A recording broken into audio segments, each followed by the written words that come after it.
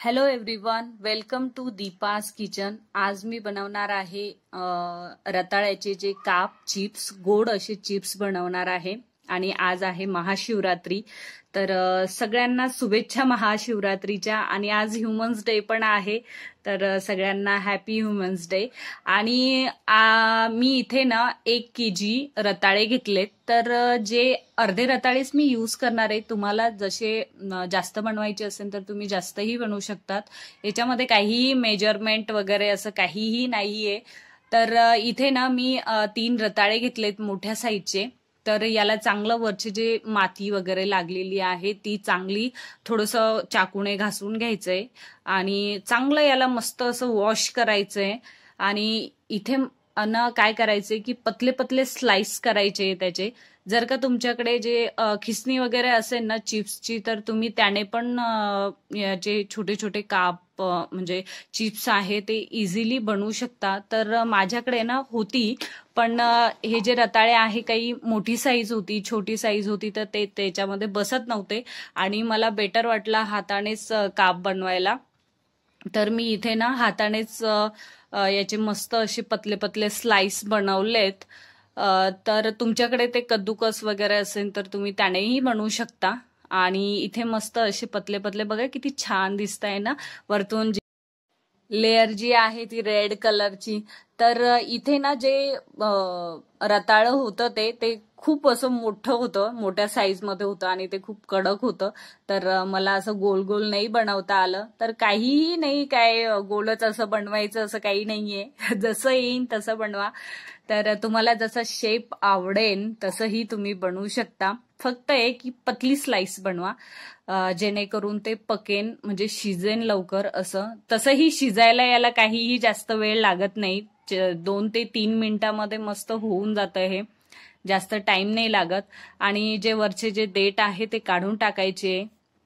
आणि हे बघा अशा प्रकारे ना मस्त असे स्लाइस बनवायचे.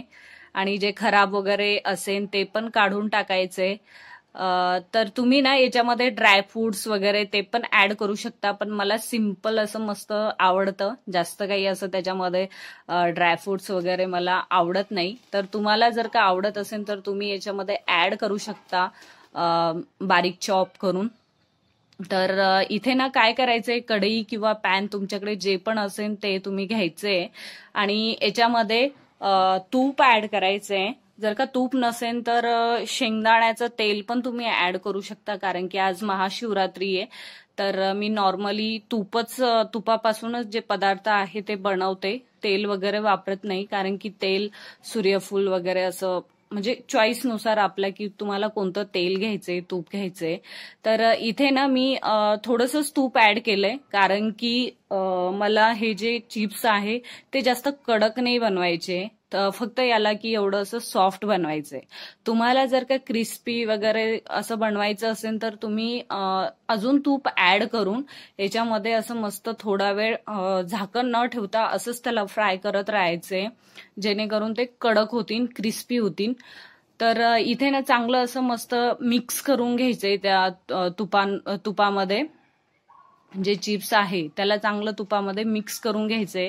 तुम्हाला जर का ड्रायफ्रुट्स टाकायचे असेल, मी पहिलेच सांगितलं, तर आता तुम्ही ह्या स्टेजमध्ये ड्रायफ्रुट्स बारीक चॉप करून तुम्ही टाकू शकता.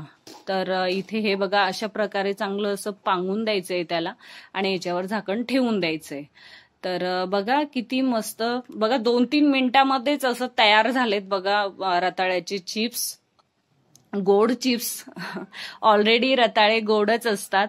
तर याच्यामध्ये ना मी काय करणार आहे, थोडीशी साखर ऍड करणार आहे, जास्त साखर ऍड नाही करणार आहे. हे बघा गरम होतं, हात भाजला माझा दाखवता दाखवता. तर मी तुम्हाला परत याने चमच्याने दाखवते की झाले ते. याला जास्त टाइम लागत नाही तसाही. तर याच्यामध्ये मी काय केले की थोडीशी साखर ऍड करणार आहे, अर्धी वाटीच. तुम्हाला टेस्टनुसार, तुम्हाला जर का जास्त गोड आवडत असेल तर तुम्ही याच्यामध्ये थोडी जास्त साखर ऍड करू शकता, तसं काहीही नाही. पण जास्त साखर झाली ना तर ऑलरेडी रताळे गोडच असतात. जास्त साखर झाल्यावर मग ते चिकट चिकट असं, म्हणजे तुम्हाला जे कडक पाहिजे तर ते कडक होणार नाही, फक्त चिपचिप लागेल. तर थोडी साखर लिमिटमध्येच 1 वाटी किंवा असं टेस्टनुसार तुम्हाला टाकायची आहे. तर मी इथे ना याच्यावर तुम्हाला जर का साखर विरघळवायची असेल तर याच्यावर तुम्ही झाकण ठेवायचे. साखर ऑटोमॅटिक विरघळून जाईल. पण मला साखर जी आहे ना थोडीशी अशी क्रंचीनेस आवडतं, तर त्याला मी साखरला तसंच ठेवणार आहे आणि इथे मी गॅस ह्या स्टेजमध्ये बंद करून टाकणार आहे. बघा आपले जे रताळे गोड जे चिप्स आहे ते तयार झालेत एकदम मस्त. तर स्वस्त रहा, मस्त रहा, चांगलं जेवण करा. Thank you, bye bye.